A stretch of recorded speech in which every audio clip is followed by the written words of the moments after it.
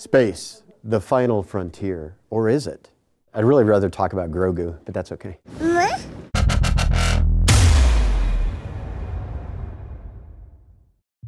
A lot of people think about the aerospace industry as basically traditional flight, aircraft that fly through the air.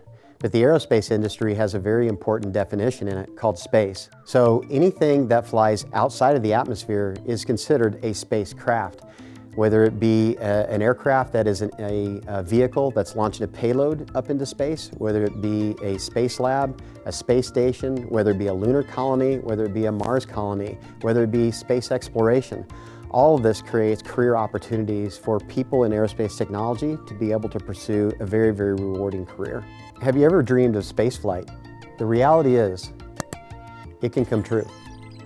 For the first time in human history, you have an opportunity to do a variety of different jobs that could actually launch you into space, whether it be a space technician or could be even an astronaut.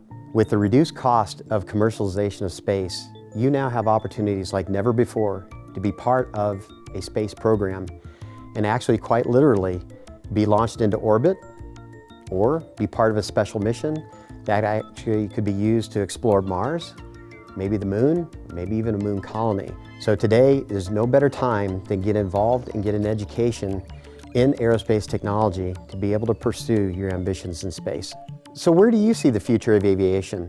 Share your thoughts below.